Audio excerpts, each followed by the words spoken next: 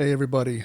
Welcome back. I'm still trying to find my voice with this podcast. I don't 100% know where it's headed or what the vibe is going to be as I continue doing it. And I know it's changing little by little every time I do it.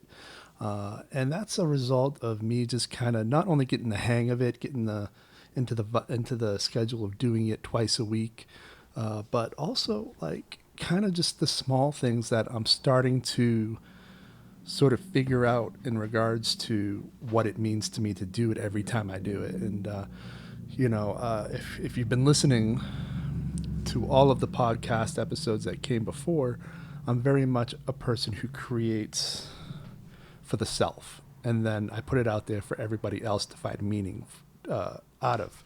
And so that's like that with my films. That's like that with my writings. Everything I do, I'm doing it because I have to do it. I have a burn to do that specific thing that I'm creating. And then I put it out there and I say, okay, guys, here it is. Now find meaning in it for yourself. And of course, most of the time, most people don't find meaning in it because that's what most people aren't trained to find meaning in these things. A lot of people don't know how to look at art and find meaning for themselves. They always want to be told what it means. And so for the podcast, I'm still trying to figure out what it means to me. And one of the things that I'm kind of taking a liking to is I've made tea time out of this. So every time I record a podcast, I have a cup of tea. I don't know. It's just a small little detail, a small little thing I didn't really anticipating. And it came out of necessity, right? It came out of necessity because I kept losing my voice and I needed something to sip on, preferably something hot like tea. And so I made tea time out of it. And that's just a small little thing that I've come to look forward to every time I do these. But much like finding my voice in this podcast form, it's going to take a lot of time. It's going to take a lot of trial and error and figuring out what works and what doesn't. And, but I tend to learn quickly and I tend to learn through trial and error. So just bear with me. We'll figure this out soon enough. With my creative writing, which I've been doing since I can remember, I definitely went through some trial and error. And today's one of the fun podcasts because I'm going to be reading through some of my old poetry. And if you stick around to the latter half of this podcast, I'm even going to play 2 song recordings for you. One is a song that I wrote that was recorded by another musician who's actually pretty good. One of my favorite musicians from my local area back in Maine. When I used to live there was this one musician who did all my movie scores, and he even recorded a couple of songs, and one of them he sang. But then there's another song, and in that song I sang, and it is terrible. It's terrible, people. But I love the lyrics. The lyrics make me chuckle now. Back then I was this bleeding heart, sort of depressive, and it's so apparent I was still young at heart, young in the mind. And when you hear this song, oh my God, it's gonna be the last one that I play. But before then, I think I'm gonna read some of my old poetry because I think some of my old poetry will really give you an idea of where I come from in terms of some of my writing, and where I've been, where I'm going. And at what point do I feel like I arrived? So I'll read some of my old poetry, and then what I'll do is I'll contrast it with some newer poetry, and then I'll end it with those 2 song recordings, which have never really been heard. I haven't put them out there. One was recorded for a movie, and I didn't use it in the movie because I was so unsure about it. The other one, well, you'll understand why the other one never got released, because it's not releasable. I am not a singer. I am not a vocalist, even though I believe that everybody could sing. Anybody with a voice can sing, right? But I never learned. I never learned how to use it to its full potential. So,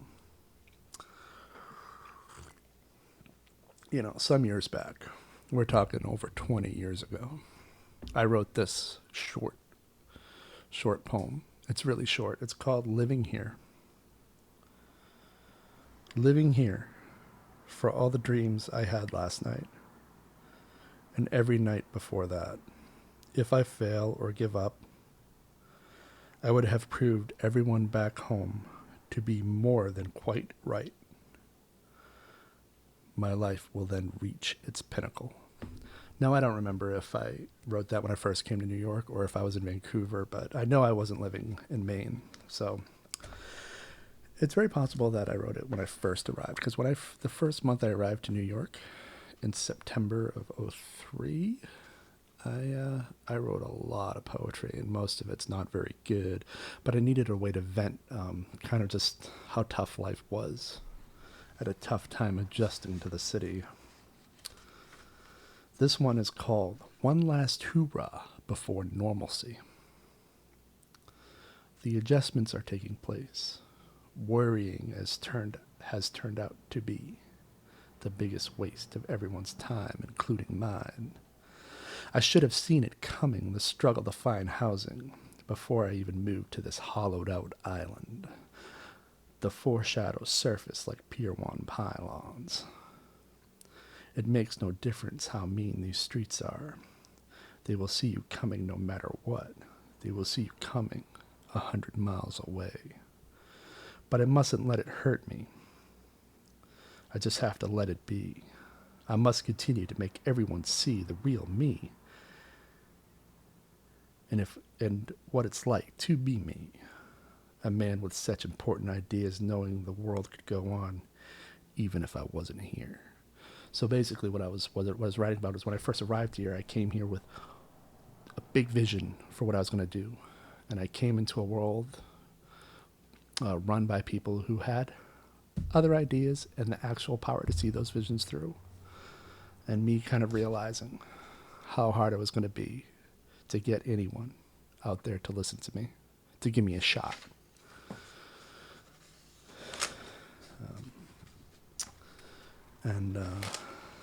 I wrote a lot about New York City when I came here.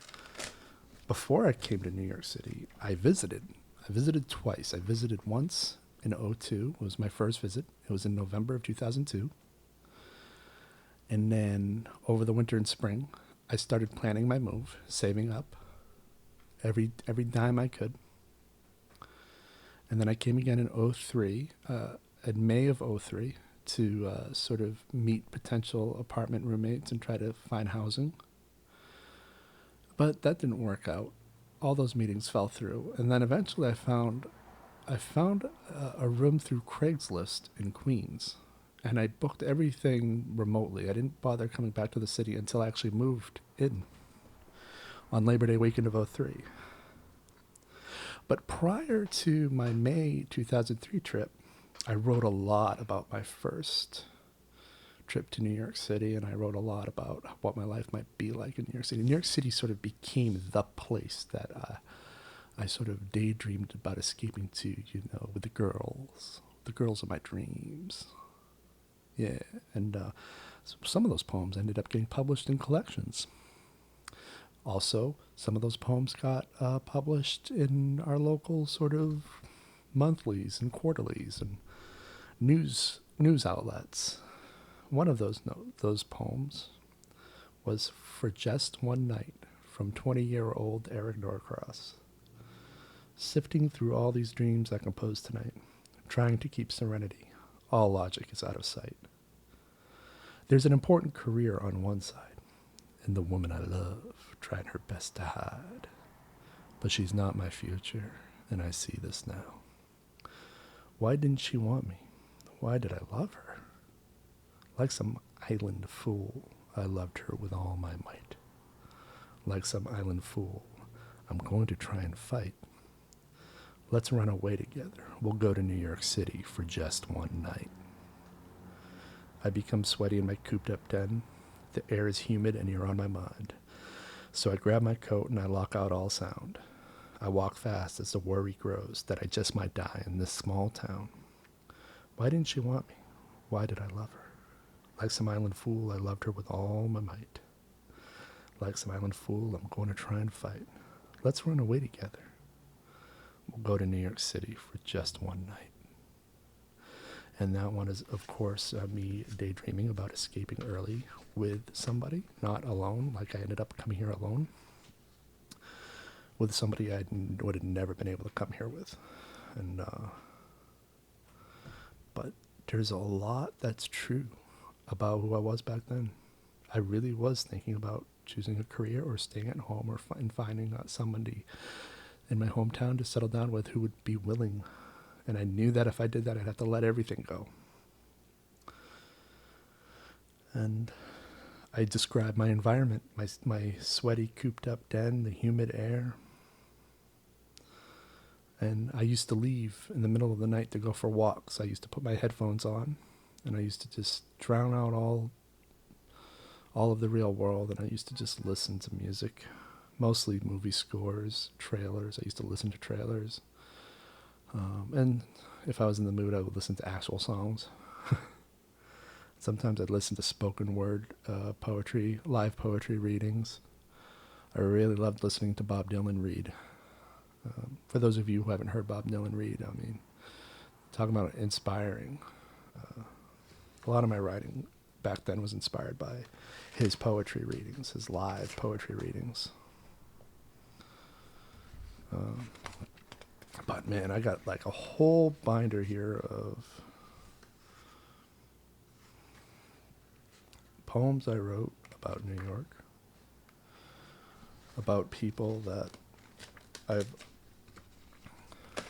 wanted to be part of my life, but we were just on different tracks. I had a vision for the world, and I had a vision for the people around me, and nothing coincided with reality, like literally nothing. And I was a hopeless romantic, you know? Listen to this one. I wrote it about a colleague many years back. I'm going to cut out her name, obviously. When you're feeling lonely, like life is coming to its end, when you feel worn out and beaten by the rivals and bitten the business of other men, if you think there's no way out other than an escape for good, you may feel ashamed and wish that the world just understood. If you're feeling down and there's no one around, so all you do is take a walk around the town, and your conscience is lost, your mind just won't stop, or the girl that's on your mind has your heart tied up in knots. Simply think of a woman whose story is true, a girl with more courage than anyone I ever knew. Her life was as perfect as the warm summer day until that one dark day when her dreams were taken away. You need not know the details or what exactly had gone down, but her life will be great again as time spins round and round. You need not know her face, but believe me when I say she's as beautiful as a human can be in every single way. That's awesome. Actually, that stands the test of time for me, brother. You know what I'm saying? I wrote a lot of poems when I was going to film school in Vancouver, because the film school I went to in Vancouver wouldn't actually let me make the films I wanted to make. And so I just kind of resorted to writing while kind of mulling my way through the coursework, because I'm a stickler about finishing what I start, no matter what, any which way I can.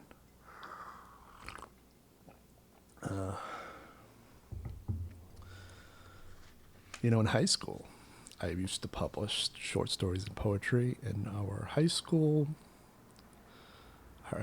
literary journal called The Racket. And one of the poems I wrote was called A Window. This was in the late 90s, probably 98. I could see on both sides of me. I hear every word that is spoken. I hear every sound in a vast radius. Most would say you see through me. What you see is a reflection, what's on the other side of me. When you get angry, I'm shattered. When it gets hot, I become liquid. Sometimes I am tempted to block light. Sometimes I'm stronger than normal. I fog when it gets cold. I warp when I get old. I am a window. Oh, that's not bad, man. I had it back then, too. I mean, it could definitely use some cleanup. There's some stuff that's too revealing about who I wrote it about, so I have to skip over those. Somewhere I just fucking name people. I have one name. The title is the birthday of somebody. I have these epic poems too. I have these epic battle poems. Listen to this. I'm not going to tell you the title, and I'm going to skip over the name. But it's the fall of the, and then I inserted a family surname. I've watched the mighty family stand tall. I've seen their name brought to a fall. It didn't happen overnight, but I must protest it was a sight. At first it was meant to be a trick. Our forces left by air from Brunswick. We flew over Portland so everyone could see, and then went on to strike South Hadley. They were enjoying themselves listening to a cover band. So as a prank, we cut all the power across New England. I've watched the mighty family fumble the ball, seen their leader brought to a fall. It didn't happen overnight, but what they did, it wasn't right. We brought their cottage down on Casco Bay. Ruins is all that remains, some people say. Million watched us on TV, shocked by all the footage shot by NBC. The critics argued, thinking it was a game, but one of our choppers really did crash in Cape Elizabeth, Maine.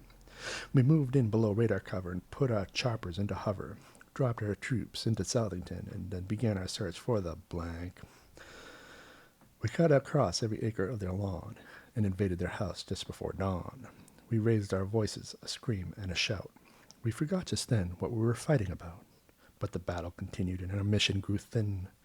We knew that no matter how it ended, it would soon end.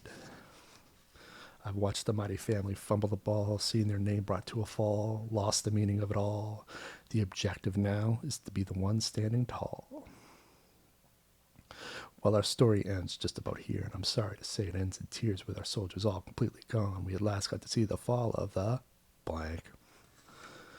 We were sent down to Washington to explain to the Supreme Court why we hated their name and why we invaded their fort. But I couldn't get the right words out because I really didn't know what I was talking about. So they sentenced us to a painless death and then laid our pathetic case to rest. That was me about going to war with somebody, with a family that I despised.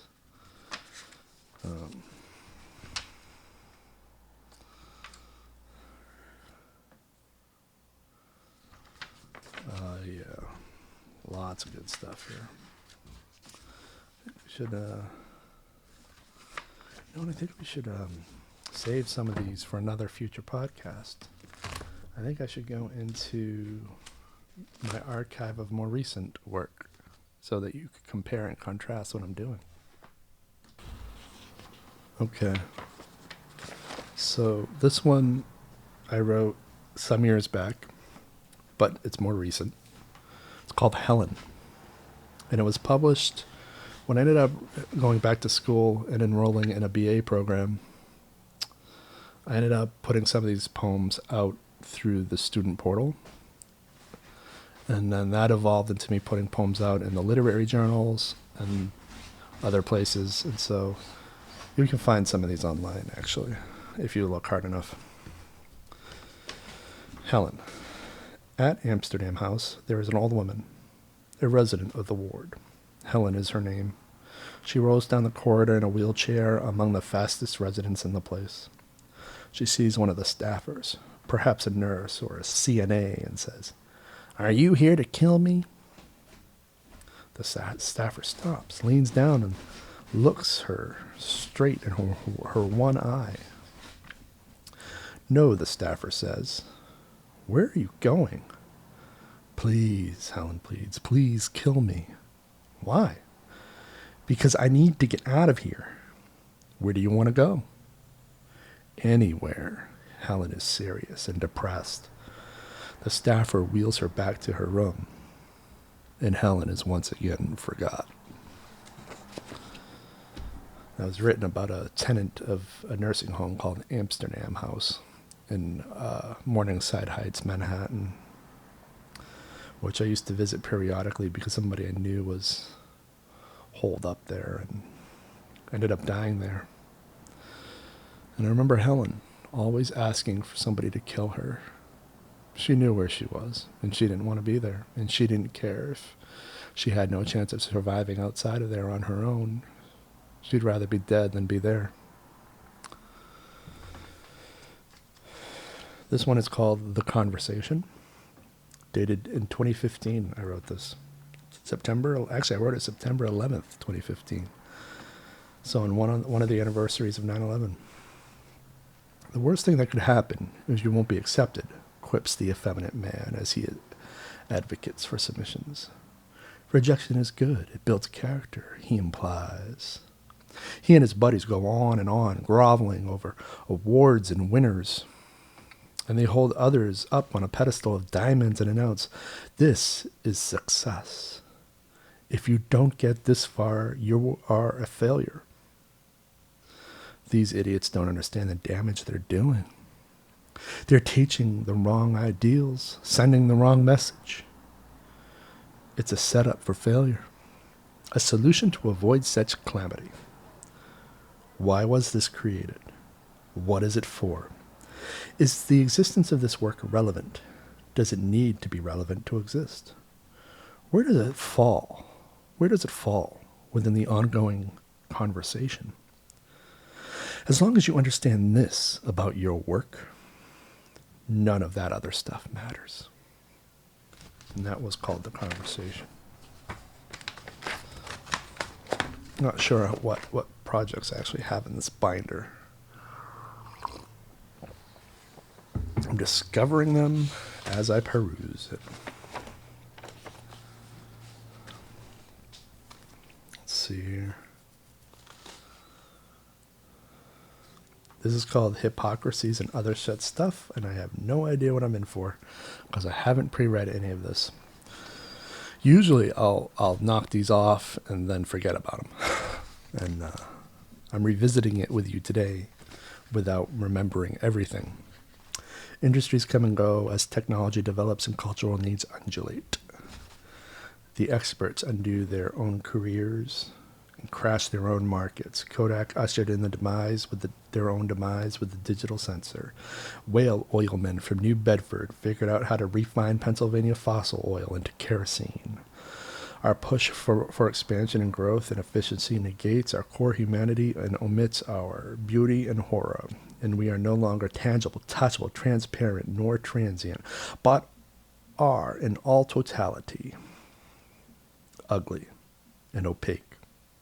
Statuettes too high to grasp, and we look down on our histories as out-of-date fashion styles we perpetually regret. And our basic horrors seem nothing compared to our ability to rationalize and forget such injustice. Thus, we don't allow others to photograph us, but are quick to invest in expensive gear so we can produce our own selfies. Dissipation is inevitable because it requires energy, resources, and a thoughtful, conscious effort to keep all the developments at bay. Conceit, clear the air of the fuels of industries past. We destroy ourselves and only protect society so long as it's financially beneficial to the whole operation. Our perpetual winter of blistering lack of understanding and forgiveness. There's no sense in passing gun laws. To pass a law on a weapon is a whitewashed hyperbole and empowers the wrong people. I don't know if I agree with that anymore, to be honest with you guys. I'm actually really, really against guns. But, you know, when I write, I just spitball whatever. Stop dumping our social nightmares on the law. We're only asking for trouble. I agree with that. I think the law is overwhelmed by issues that could be better delegated to other parts of the problem-solving society. We fashion every part of our world to look identical with strip malls and glass-faced condominiums and highways, byways, expressways, causeways, all under perpetual construction. So now no one cares to see the world up close or to travel. And so we video conference, phone call on weekends, or Facebook. We'll like the achievements only if we like them enough. We'll like their achievements as long as we're not too jealous. That's why I quit Facebook. Too many people ghosting my achievements. things that I was really proud of and I really wanted people to acknowledge, and nothing. Crickets. Not that I need people to do that stuff, but after a while you just take the hint that what do I have 1,000 friends for if they're not going to be proactive? Because I used to actively acknowledge everybody's accomplishment. And I didn't like not getting it in return. 10 years of not getting it in return was just too much. I'm not going to finish this one though, but it goes on for several pages. It's like, we got English, Spanish, and French, and a few others to boot. QWERTY, AZERTY, and I'm breaking down the world, man. I'm breaking down the world. I mentioned this piece of violin music that Marion Pidvernerney, this musician who plays in the subways that I sometimes encounter at St. George Terminal, Conte Partiro. He plays that on the violin all around New York City. And I paint the picture, man. I paint the picture. But, yeah.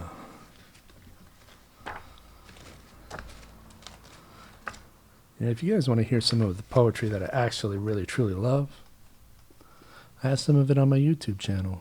A lot of you probably don't realize I used to do live readings during my MFA studies. And I recorded all those readings and I put them on my YouTube channel, so you can check those out. I'm not writing poetry as much these days because I've been working on my screenwriting.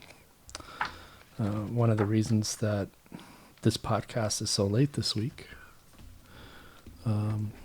usually I try to aim for Wednesday or Thursday to release it, and it's Saturday because I've been writing screenplays, and that's been a priority.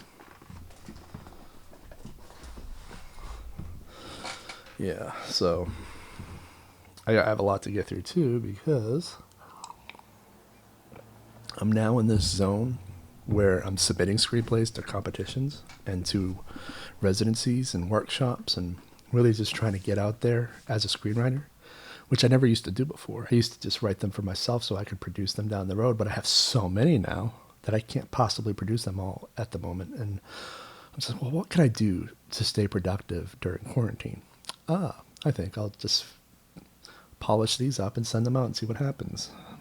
My first time genuinely actually taking that initiative to do it. Screenwriting competitions were never on my radar. Residencies were never on my radar, and I'm actively pursuing them. And I'll let you know how that goes. Hopefully well. Hopefully well. And I have a lot of screenplays that I'm polishing, and it's basically become my full-time thing in addition to just kind of looking for clients and trying to get back into client work is screenwriting. So here's the first song. Are you ready for it? It's called 16 Stories High. I wrote the lyrics and I wrote the chord progression, and then I gave it to my friend Jeff Cusack. Jeff Cusack is a musician that lives on the islands off the coast of Maine.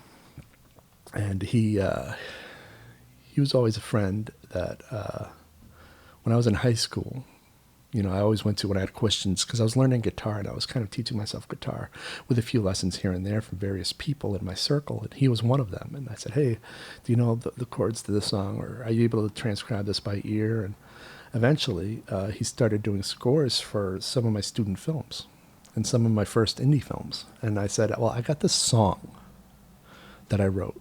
It's got lyrics and it's got a chord progression. Could you make an arrangement and record it? And then I'll put it in the movie. And he did. Only I didn't put it in the movie because I was very insecure about the fact that I had written it. I regret not putting it in the movie. It's the perfect theme song for this movie because the movie was called 16 Stories. You can read about it on my website. And the song is called 16 Stories High. And here it is.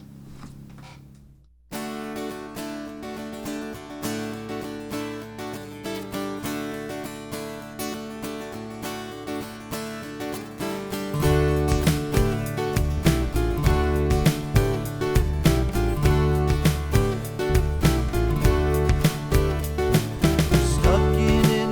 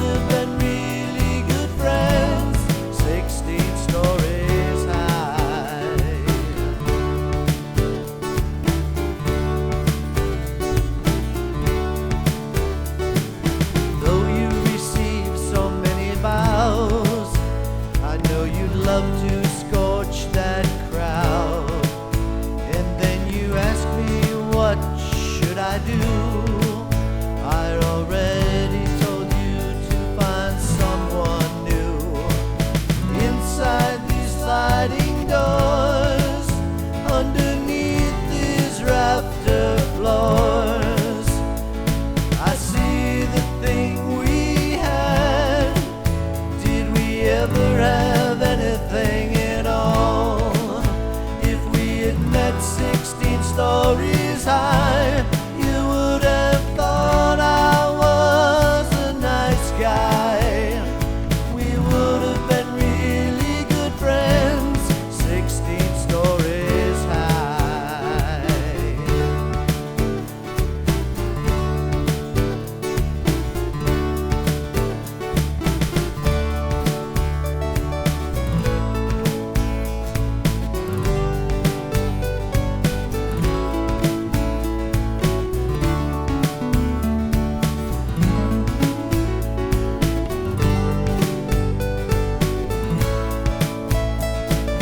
Inside these sliding doors, underneath these rafter floors, I see the thing we had. Did we ever have anything at all? If we had met 16 stories high, you would have thought I was a nice guy. We would have been really good friends, 16 stories high.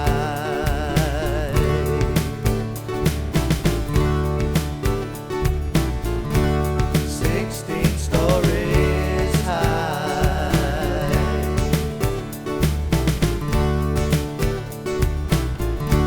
16 stories high.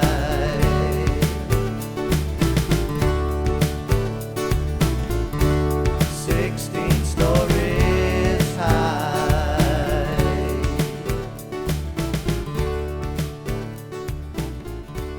16 stories high. How was that for you? It's weird hearing that again, isn't it? Oh, man. It's not bad, honestly. It could be cleaned up a little bit, especially lyrically. But now you're in for the solid gold record of bad records. This one was written about somebody who shall remain nameless because they've got their own life now and are married. But back then, we were all just kids, and we were all going our separate ways, and I was starting to see how the world drives people away from one another. How sort of the circumstances of life are not ideal to the dreams one has for their life. And I've learned how to refine that sort of idea.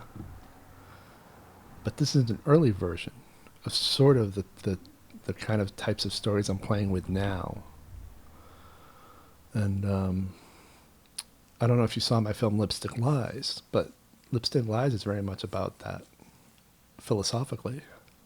Two people being driven away from one another by circumstances beyond their control.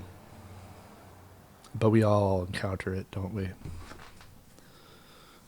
You know, there's that famous saying, the one who got away. Well, they always get away because of circumstances that you rarely have control over. In this song, as lame as it comes off, has heart, and it's about that. Here it is. I think about the people that get to be her friends. Then I cannot help but to break down and cry. And then I'm forced to walk alone and think about her lies. Why can't you write words that people understand?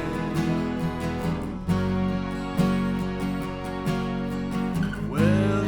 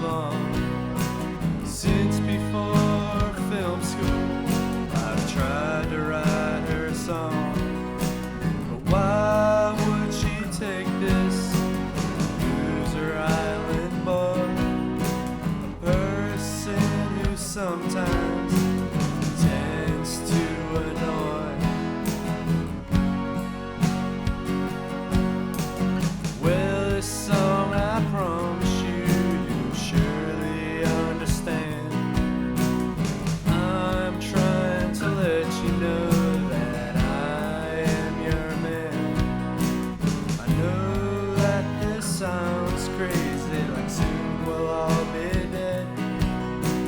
But this song is for her who I can't be with.